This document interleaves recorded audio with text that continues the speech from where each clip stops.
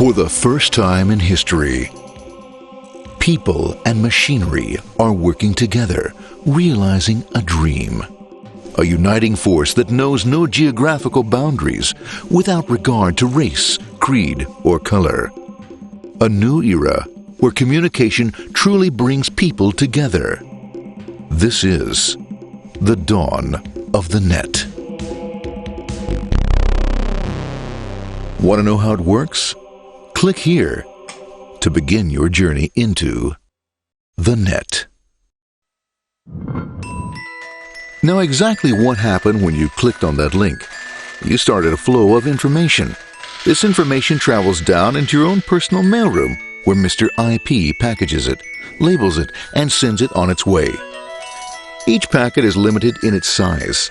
The mailroom must decide how to divide the information and how to package it. Now, the package needs a label containing important information, such as sender's address, receiver's address, and the type of packet it is.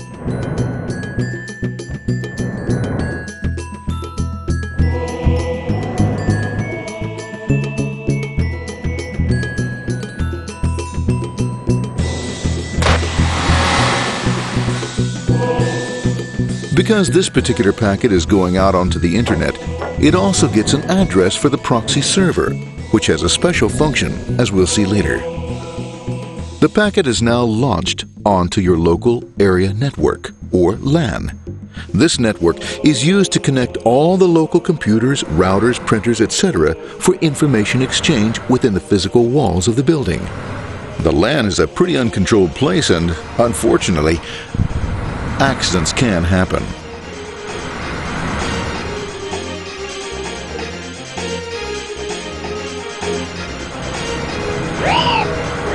The highway of the LAN is packed with all types of information.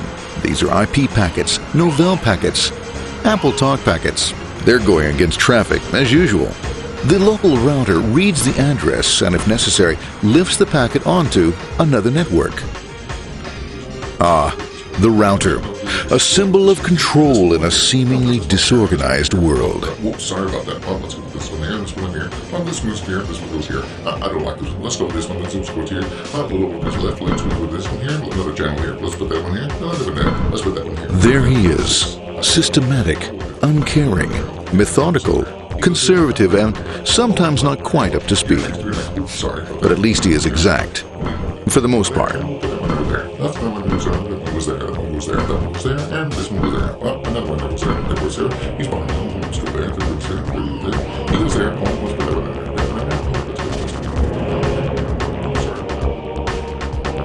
there. As the packets leave the router, they make their way into the corporate intranet and head for the router switch.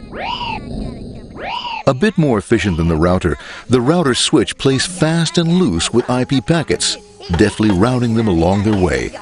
A digital pinball wizard, if you will. Here we go. Here comes another one. And it's another. Watch this, Mom. Here goes whoop, we're on the back. Hey, in there, in there, in there. Over to the left, over to the right, over to the left, over to the right. You got it. Here it comes. Right on. He shoots. He scores. It's going. Hey, Wayne, here, watch out. Here comes another one. Oh, here we go. And it's gone. As packets arrive at their destination, they're picked up by the network interface, ready to be sent to the next level. In this case, the proxy. The proxy is used by many companies as sort of a middleman in order to lessen the load on their internet connection, and for security reasons as well. As you can see, the packets are all of various sizes, depending upon their content.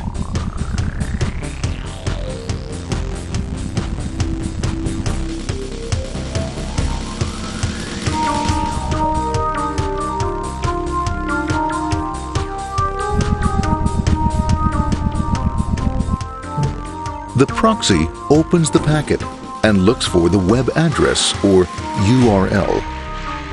Depending upon whether the address is acceptable, the packet is sent on to the internet.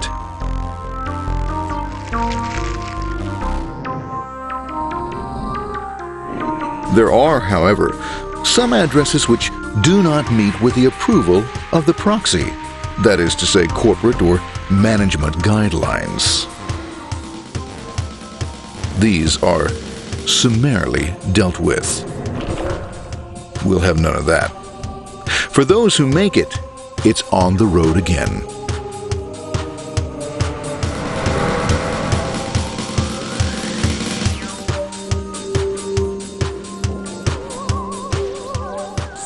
Next up, the firewall. The corporate firewall serves two purposes. It prevents some rather nasty things from the internet from coming into the intranet, and it can also prevent sensitive corporate information from being sent out onto the internet. Once through the firewall, a router picks up the packet and places it onto a much narrower road, or bandwidth, as we say. Obviously, the road is not broad enough to take them all. Now you might wonder what happens to all those packets which don't make it along the way. Well, when Mr. IP doesn't receive an acknowledgement that a packet has been received in due time, he simply sends a replacement packet. We are now ready to enter the world of the Internet. A spider web of interconnected networks which span our entire globe. Here, routers and switches establish links between networks.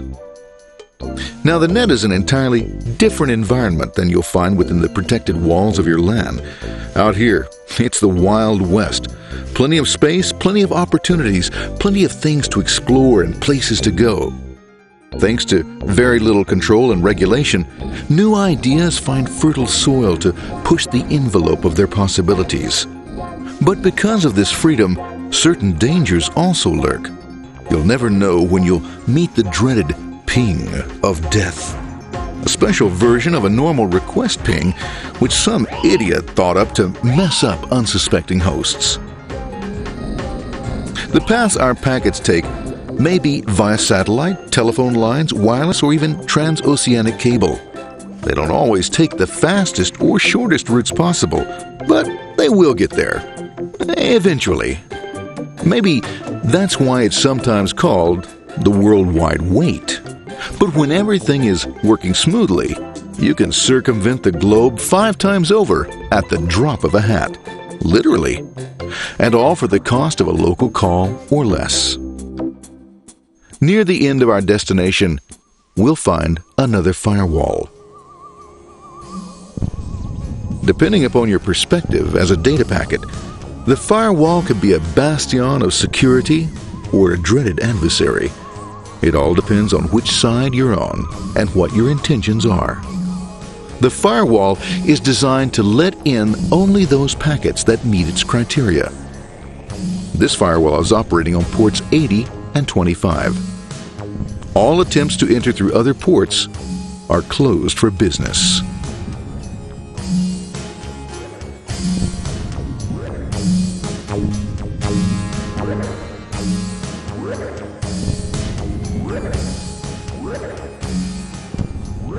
Port 25 is used for mail packets, while Port 80 is the entrance for packets from the Internet to the web server. Inside the firewall, packets are screened more thoroughly. Some packets make it easily through customs, while others look just a bit dubious. Now, the firewall officer is not easily fooled, such as when this ping of death packet tries to disguise itself as a normal ping packet. It's okay, go on, it's okay, no problem. Have a nice day. Be out of here. Bye. For those packets lucky enough to make it this far, the journey is almost over. It's just a line up on the interface to be taken up into the web server. Nowadays, a web server can run on many things, from a mainframe to a webcam to the computer on your desk, or why not your refrigerator? With a proper setup, you can find out if you have the makings for chicken cacciatore or if you have to go shopping. Remember, this is the dawn of the net. Almost anything's possible. One by one, the packets are received, opened, and unpacked. The information they contain, that is, your request for information, is sent on to the web server application.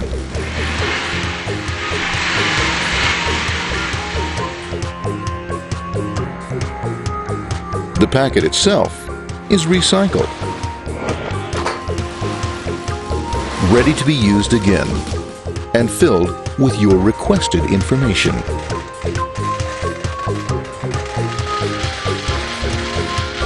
Addressed and sent out on its way back to you.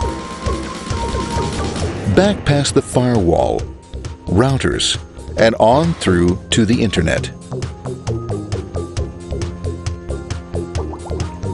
Back through your corporate firewall.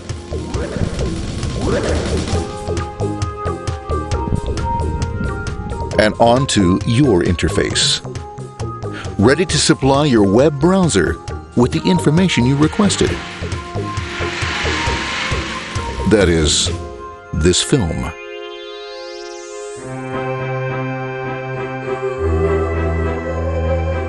Pleased with their efforts and trusting in a better world, our trusty data packets ride off blissfully into the sunset of another day, knowing fully they have served their masters well.